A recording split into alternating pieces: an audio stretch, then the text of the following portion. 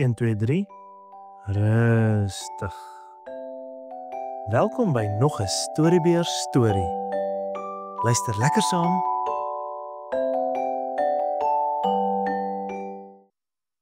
Atlantis, die verlore ryk. Milo Thatch weet Atlantis bestaan.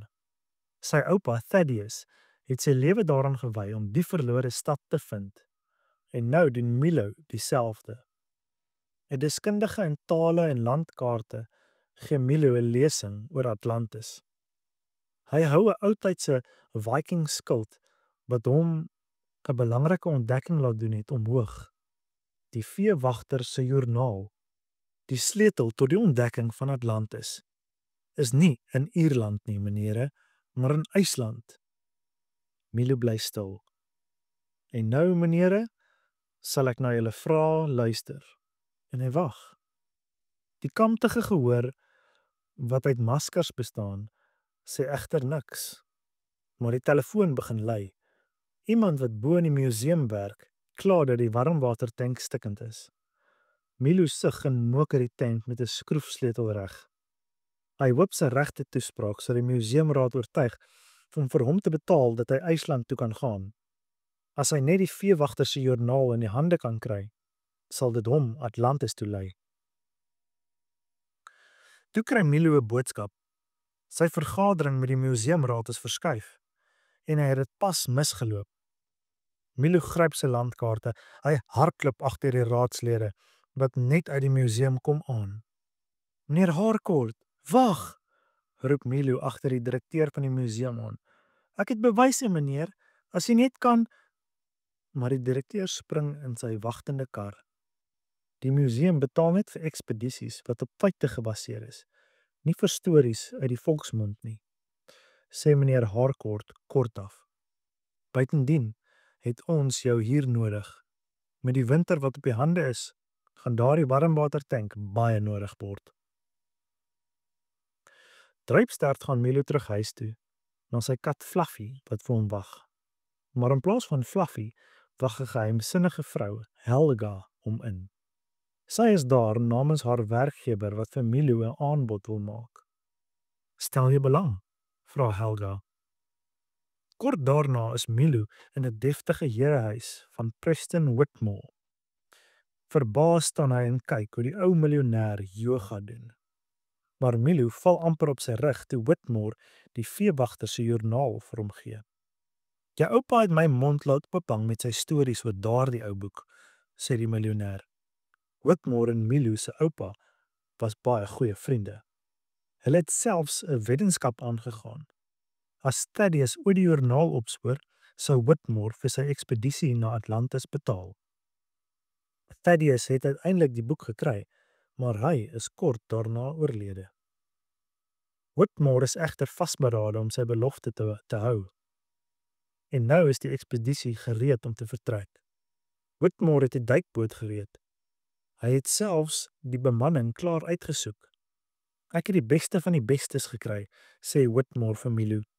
"Dis dieselfde bemanning wat die boek uit IJsland gebring het.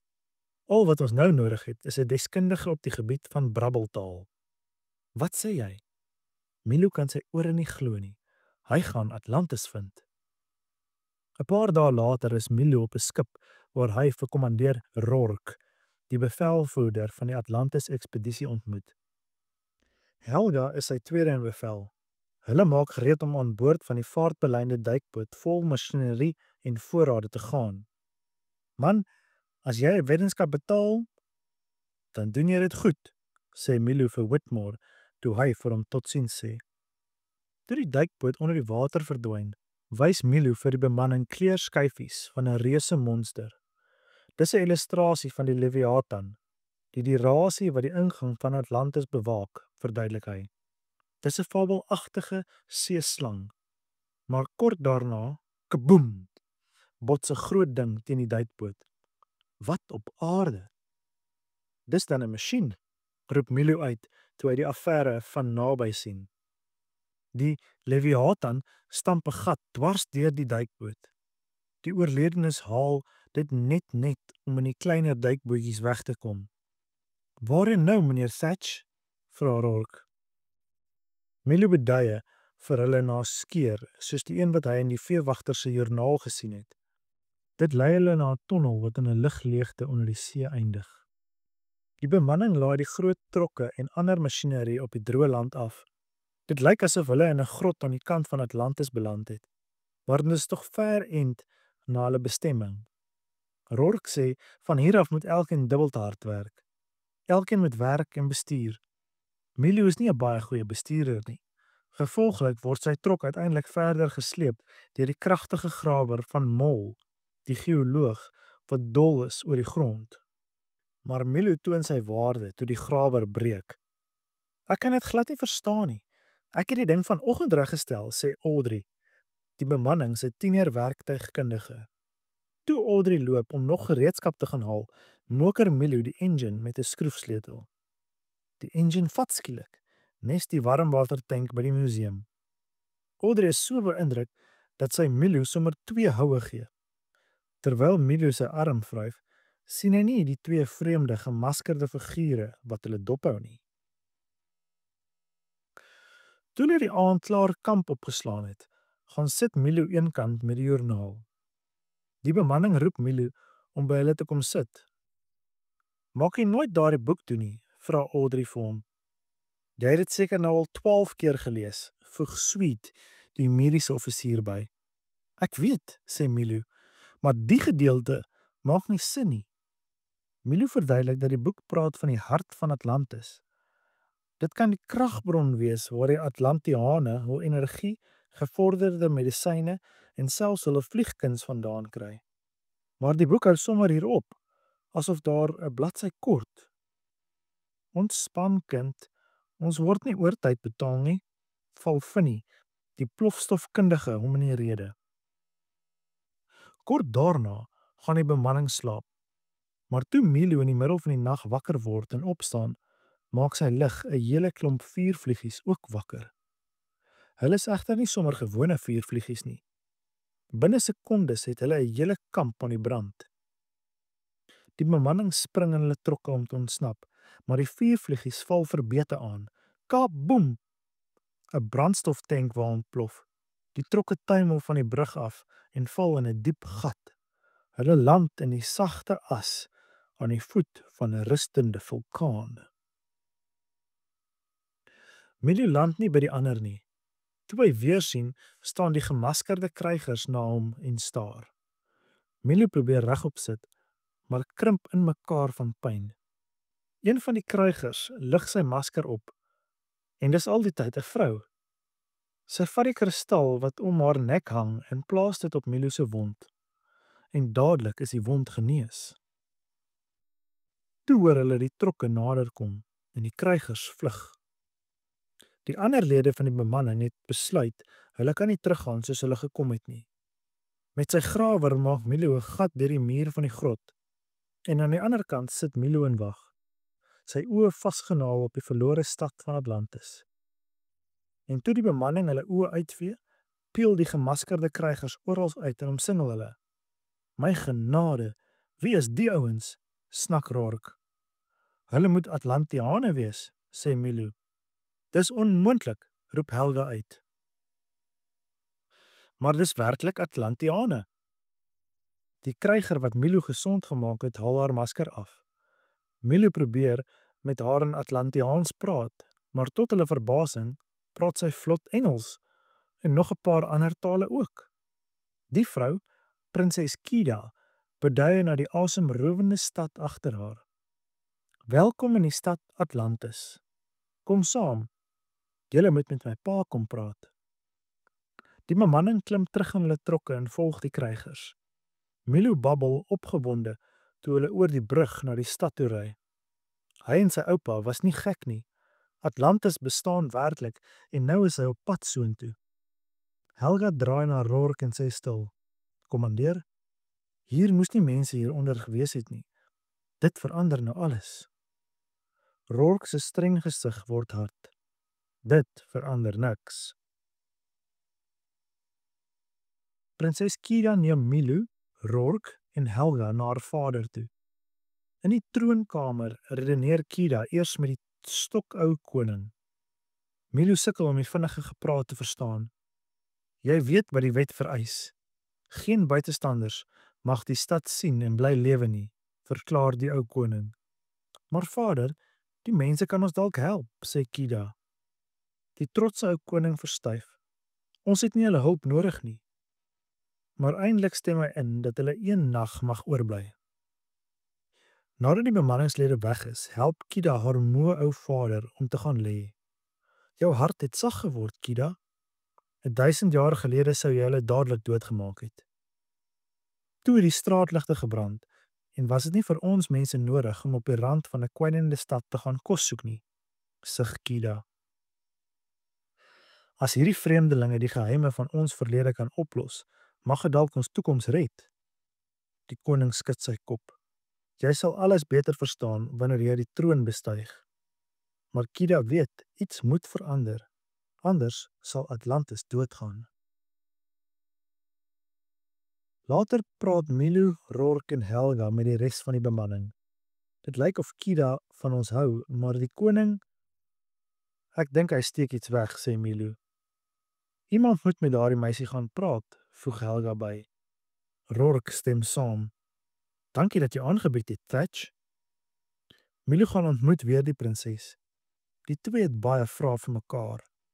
Kida neem Milo na 'n stil plek waar hulle ongesteerd kan gesels. Hoe het Atlantis hier onder gekom? Vra Milo. Kida onthou nog die val van Atlantis. Die lug het donker geword en 'n helder ster het haar ma na hom toe geroep. Ek het haar nooit weer gesien nie, sê sy. As Kida dit onthou, besef Milo moet sy duisende jare oud wees. Maar nog skokkender is die feit dat nie een van die Atlantiane kan lees nie. Dis waarom Kida Milo se hulp nodig het. Sy wys vir Milo 'n groot klipvisvoertuig, maar Kida kan nie die aanwysings lees om dit aan die gang te kry nie. Saam kry hulle dit aan die vlieg, totdat dit neerstort. Gevolglik wys Kida vir Milo die res van die stad te voet. Milo is verstom. Jy weet, Kida, al wat ons verwag het, was 'n klompie bouvalle, en hier vind ons 'n groot, florerende stad. Kida skud haar kop weemoedig. Ons kultuur is besig om dood te gaan. Om te verduidelik, neem sy Milo na 'n diep waterpoel. Hulle duik in en diep onder die water swem hulle tot by ruïnes, waarop tonele uit die antieke geskiedenis van Atlantis geverf is. Met die lig van Kida se klein kristal sien hulle 'n beeltenis van 'n reuse kristal.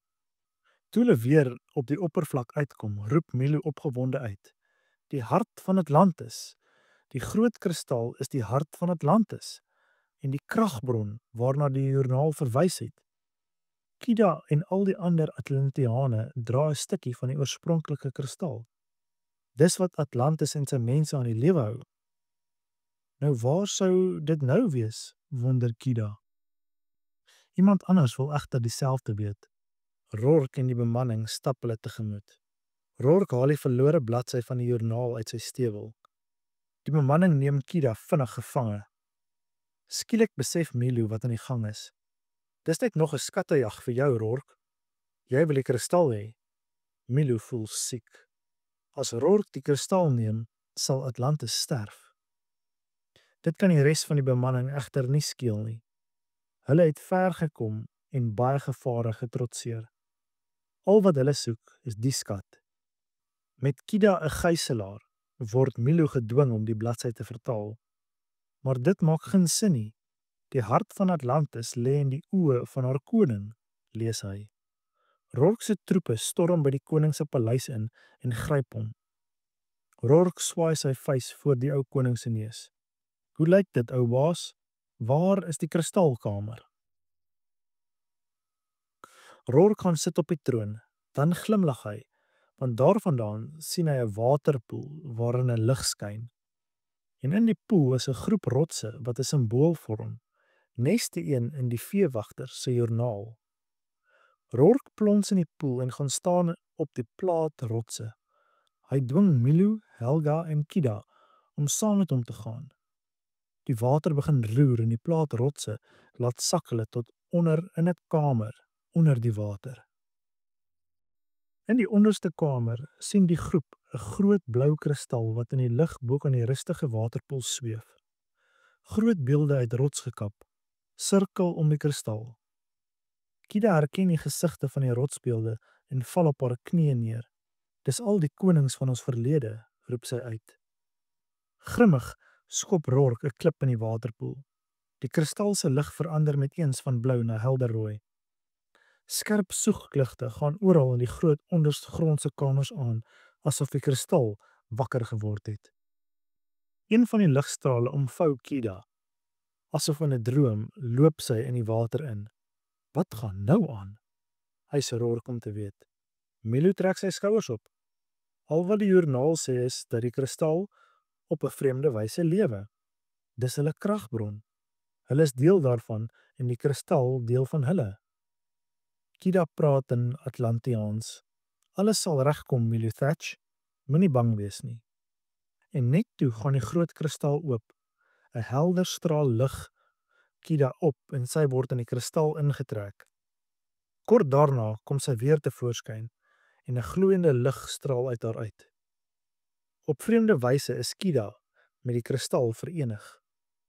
Maar nie te lank nie of Rourke sluit vir Kida in 'n huls toe en laai haar op sy trok. So, is dit hoe dit eindig, sê Milo. Jy wis die hele beskawing uit, maar gaaf, nou is jy ryk, nê? Nee? Skree hy woedend vir Rourke. Toe hulle Milo se woorde hoor, besluit party van die bemanning om nie met Rourke se bose plan saam te werk nie. Rourke klim egter in sy trok. Gaaf, meer vir my. Toe Rourke, Helga en die troepe met Kida vertrek, begin die Atlantiane se kristalle verdof. En om seker te maak dat niemand hom volg nie, blaas Rourke die brug agter hom in die lug. Op daardie oomblik kom roep Sweet vir Milo. Die dokter was intussen by die sterwende ou koning. Ek kan niks verder vir hom doen nie, sê Sweet droewig. Wat 'n nagmerrie, kla Milo. En ek is die oorsaak van alles. Die koning gee sy kristal vir Milo en dan sê hy: Kida is die keer gekies, soos haar ma voor haar. In tye van gevaar kies die kristal altyd 'n gasheer, 'n adelike, om homself en sy mense te beskerm. Die koning gaan voort. Die kristal leef op die gesamentlike emosies van almal wat voor ons geleef het. Van sy kant af verskaf hy mag, 'n lang lewe en beskerming. Die koning verduidelik dat hy die kristal gebruik het as 'n wapen wat gelei het tot die val van Atlantis. Met sy laaste asem snak die koning: Bring die kristal terug. Red die stad. Red my dogter. Milo neem die koning se kristal en hardloop by die paleis uit. Nou moet hy Atlantis red. Milo wys vir almal by hom hoe om die klipvisse met die krag van hul kristalle te laat vlieg. Haai Milo, roep Finnie, het jy iets sportiefs? Jy weet, soos 'n tuna. Die klipvis vloot styg op, roep Milo uit. Toe, nou. Die klipvis vloot styg op. Milo roep uit. Toe, nou gaan ons dit doen. Hulle haal Rourke by die vulkaan in. Hy en Helga is besig om met die warm lugballon deur die vulkaan se skag te ontsnap. Kida is nog steeds in die huls, wat met kettinge aan die ballon vasgemaak is. 'n Verskriklike geveg breek uit tussen Rourke se troepe en die klipvisvloot. Milo weet met eens wat om te doen. Finnie, nuwe plan. Ek en jy gaan die lokka's wees. Sweet en Audrey, ons is gereed, roep Sweet uit. Hy en die jong werktuigkundige probeer om Kida se huls los te sny. Toe Milo op die ballon spring, skeur die klipvis 'n groot gat daarin. Die ballon val. Rourke gooi Helga uit die mandjie om die vrag ligter te maak. Toe sy op die grond val, begin Helga skiet op die lugballon wat dadelik in die vlamme uitbars. Intussen is Milo en Rourke in 'n ewige geveg gewikkel. Milo kry reg om Rourke te krap met 'n stukkie energiegelaaide glas van Kida se huls. En daar verander Rourke in 'n kristal. Terselfdertyd bars Kida se huls oop. Milo spring af grond toe en stoot die huls tot op 'n veilige plek. Die ballon ontplof en dit veroorsaak dat die vulkaan uitbars. Krake begin vorm en warm gesmelte lava begin teen die helling afloop. Die vulkaan, dit lewe weer, gil Mol. Milo gryp een van die kettinge van die huls. Hy hak dit om die stert van Sweet en Audrey se klipvis. Ons moet Kida terugkry of die hele stad sterf, skree hy. Uiteindelik kom hulle by Atlantis en Milo maak die huls oop. Kida sweef uit. Rotse wat haar beskerm, styg uit die rots op en begin al om haar draai. Strale energie skiet uit Kida, wek die reuse standbeelde wat Atlantis omring weer op. Die standbeelde klap hulle groot hande, skep so energiekoepel oor die stad en die golwende massa lava spoel skadeloos oor die koepel. Atlantis is gered. Kida is weer haar ou self. Atlantis sal hulle name vir ewig vereer, sê sy later vir die bemanning toe hulle reg staan vir 'n laaste foto. Die ander bemanningslede is hartseer om van Milo afskeid te neem. Is jy doodseker jy wil bly? Vra Sweet vir hom. Milo grinnik. Ek hoor hier is werk vir iemand wat brabbeltaal goed ken. Terug in Whitmore se herehuis, praat die miljonair met die bemanning. Hy wil seker maak dat Atlantis se geheim vir ewig bewaar bly. Laat ons net weer seker maak, sê hy. Julle het niks gekry nie. Nee, net 'n klompie rotse en visse, klein vissies, sponse, las van die by. En wat van Milo? Vra Whitmore. Hy het saam met die duikboot vergaan, sê Audrey. Whitmore sug. In sy hand is 'n nota en 'n Atlantis kristal van Milo af. Hy is minstens nou op 'n beter plek, sê die miljonair. En dis waar, diep onder die oseaan kyk Milo hoe 'n beeld van Kida se vader opstaan om saam met die ander konings van die verlede die ongelooflike stad te beskerm. Milo moes al sy moed en knapheid inspann op Atlantis te red, en met die prinses se hand in syne, weet Milo dat die avontuur die moeite werd was. Fluit, fluit, my storie is uit.